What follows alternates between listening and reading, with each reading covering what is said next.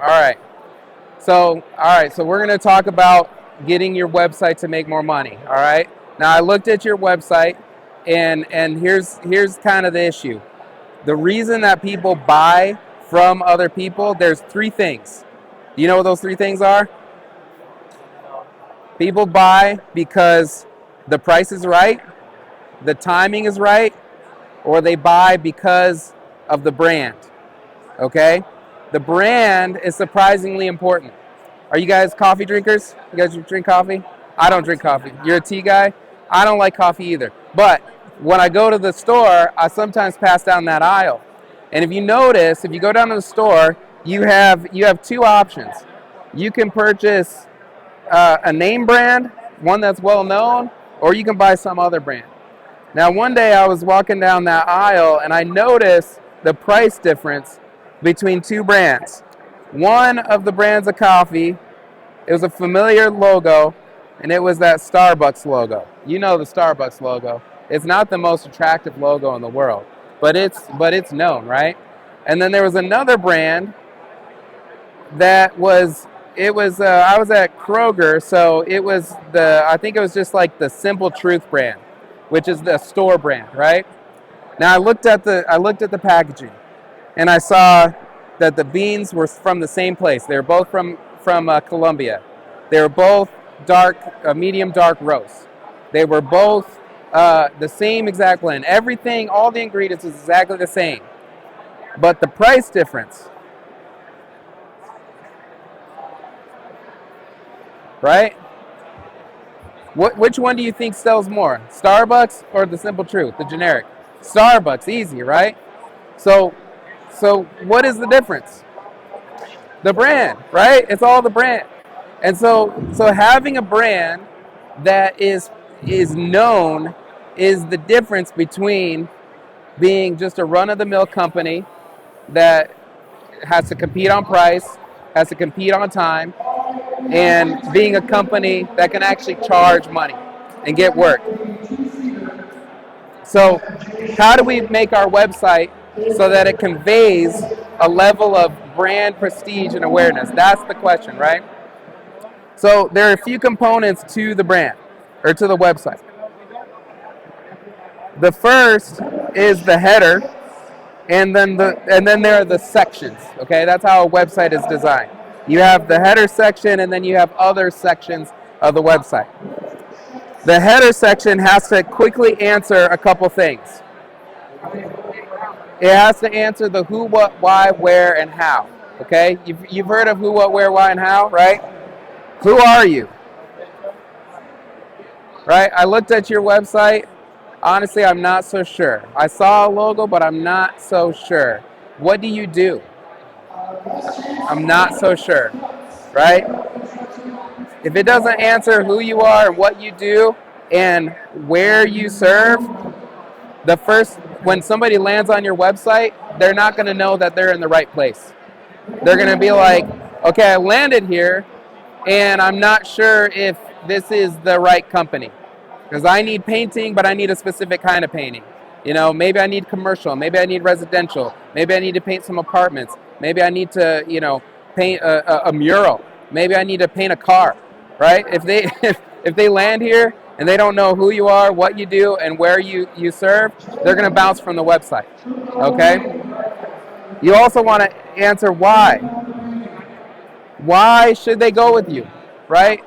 Why should they go with you? And that means solving the problem. Do you solve their problem, right? And you have the whole website to answer this why, but you also need to answer how. And the how is, how do I purchase from you? When I looked at your website, all I saw was how. Do you know what that means? It was that form. That's the first thing that I saw. And I'm not ready yet to fill it out. I'm not quite ready to fill that form out. Why don't I want to fill the form out? Yeah, it's too soon. And I don't want you to start spamming me. Because I give you my information, and all of a sudden, you're just emailing me and emailing me and emailing. Even if you don't do that, that's what I think is going to happen. So I'm like, you haven't done enough. You haven't helped me understand the who, what, where, why, and how yet, right? So that's the first thing. So if you look at our website right here, we answer that like right off the bat. Who we are, craftsman painter. What we do, interior and cabinet painting. Where are we? Indianapolis, Indiana. Of course, this is an unclaimed zip code, so you put your zip code. And then the why, the way that we do the why is through the reviews. Okay? The review section, I put that right away. A lot of people hide it. A lot of people will put their review section up here in a menu. They might have a button or something like that.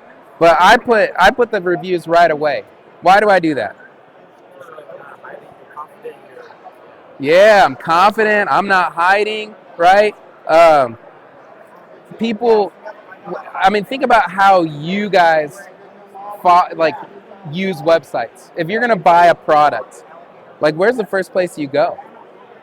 You go to the reviews, right? You want to see if other people are having success with this product, right? And so why hide it? Why wait? Why put it in somewhere else, right? Come on in. Come on in. All right? So the review section, having your reviews immediately. Oops, I'm not spelling this right. Here we go. So having your reviews available immediately, this plays on this thing called social proof. Can you even find your reviews right now? You can't even find your reviews, right? So if you don't have those reviews front and center, people aren't going to know why to go with you. The other thing is people don't read websites anymore. I mean, think about the last time you read a website. I don't read websites anymore, right? At best, I scan them. At best, I scan the website. But you know what I do read? In depth, in detail? The reviews, right? I read the reviews. And if you have good reviews, what your customers are going to do, they're going to reveal the value proposition. They're going to reveal why did we go with this company? Well, we went with this company because they were so clean. We went with them. We loved that they were communicative, that the work was good, that the colors were brilliant. The customers in the reviews, they will convey to your audience why people should go with you.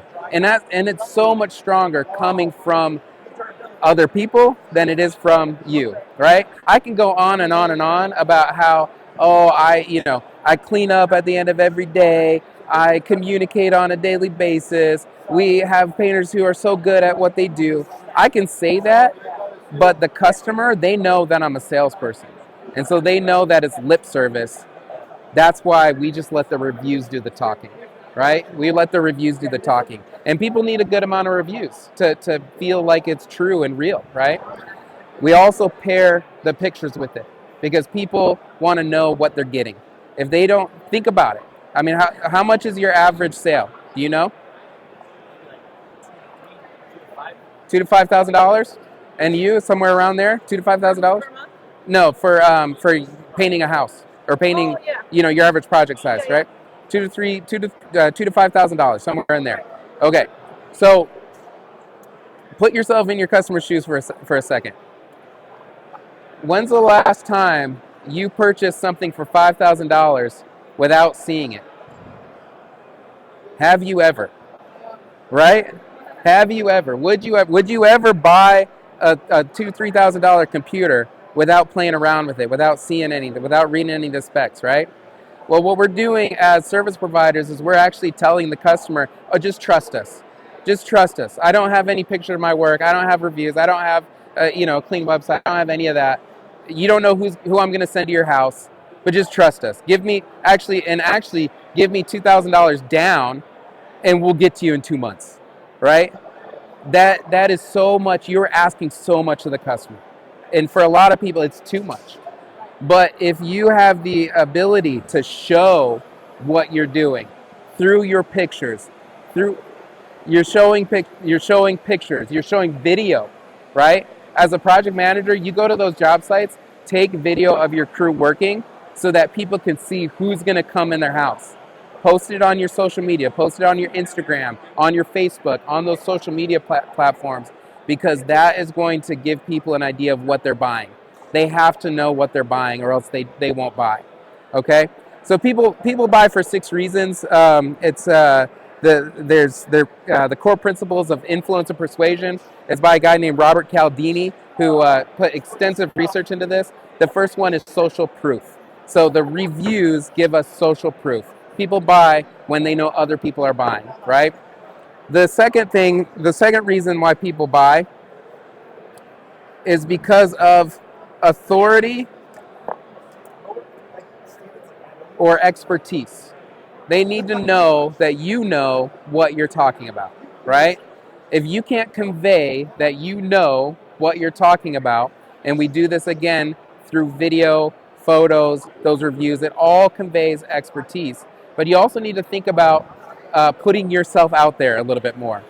When I looked at your website, I was not convinced that anybody, any photo, any person, I was not convinced that any of those people were actually from your company. It just wasn't apparent. Maybe they were, maybe you know some of those people, but it just looked a little stock, okay? It looked like you grabbed these pictures offline, right? And there weren't a lot of people in it. But we're buying from people. So I want to know who I'm working with, right? I want to know that they know what they're talking about. And so if you put together videos and you put together information about the process of painting, information about color, if you write a blog and you write blog articles about color and things that make you an expert, people will buy from you, okay? People will buy from you. They want to work with people who know what they're talking about. The third principle of influence is going to be liking. People buy from people they like. That's another reason to put more personality into your brand, right? Now, when we brand people, we always have them put their first and last name first, and then our brand, right? I'm Torlando Hakes, craftsman painter. Out in Cleveland, we have Devin Nolan, craftsman painter, because people buy from people they like. We lead with the personal brand. And the more that you can put your personality into your company, the more people are going to be comfortable with buying from you. That's why connecting your social medias to your websites are so important, because you can produce a consistent stream of content that shows your personality. It shows who they're working with. The fourth component is scarcity. Scarcity. People buy because things are scarce. In fact, if something is scarce, they're like, oh shoot, I better snatch this up right away. And so you have to put some type of limited time offer. And it doesn't need to be like a consistent discount or something like that. It can be. But what we do is we just say limited availability. We have a wait list. You better get on our wait list soon, or else you're not going to be working with us. And if you trust us and you like us and you see our social proof and we have limited availability, I better move fast as a customer, right? So scarcity is one of them. Then there is the law of reciprocity. Reciprocity says if I give you something for free, you're going to feel obligated to do something in return, right? So what I do is I offer color consultation free included in our services, and I connect them with a certified interior designer that's expertise, right, and authority, so that they feel a little obligated to return the favor. Oh, you helped me with color, this other company didn't. I'm going to go with the one that helped me out. I'm going to go with the company that was helpful, right? The last principle of influence and website is commitment.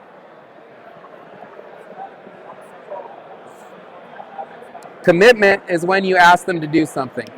And when people commit to doing something, they feel more obligated to stick to their commitments. So get them to do little things. Get them to call. Get them to engage in text message. Get them to the next appointment. When when that salesperson goes out and tries to make the sale, set up before you close, or before maybe you have to go back and do the bid. Instead of just emailing the bid to them, set up another appointment to go over the bid and do it via video call so that everybody's there, okay? Both homeowners. Make sure everybody's there. Set up a video call, go over the proposal. Get them to commit to the next step, right? You get them to commit to little steps, they'll eventually commit to big steps, right? So those are the components. Now, of course, you're going to have elements in the website that you want to use to drive SEO. And the three components of SEO are the content on the page, which means that you do have to have written content. In ours, we kind of hide it just because we know that people don't read a ton, but it has to be there in order for people to, in order for the internet to find you, you have to have written content. And so we insert these descriptions, and then we use the FAQ. We use these questions of the FAQ in order to boost our SEO. Finding those questions is really easy. You go into Google, you type a question about painting, and then you scroll down and you see what other people have asked. And all those questions, those are great questions to put in your FAQ so that people can search you and find you. The other component of SEO is called backlinking, which means that all of your social media profiles, your Google business profile, Facebook, Instagram, your blogs, they all need to have links back to your root domain. And one of the benefits of being with Craftsman Painter is we really focus on that. And so with us, what happens is individual folks who maybe are a little early in the process of branding themselves, they have great quality, but they either haven't branded themselves or they're early in that process. We give them this profile here where they're able to brand with us. But here's the cool thing. When you brand as a Craftsman Painter, when you set up your link on Google Business Profile and Facebook and all of that, you put your Craftsman Painter link there. And when we're all doing that, all of the Craftsman Painters in the system, when we're all doing that, that's tons of backlinking back to the root domain, which raises the SEO for all of us. So we all benefit from being a part of it because we're all backlinking, right? And so that is how you design a website. I think this is a great example. It has all of the components, the who, what, where, why, and how. It has the all of those components of influence, and so take my card and check it out. You can steal the information, you just can't steal the brand. That you have to pay for. But those are the components of a website.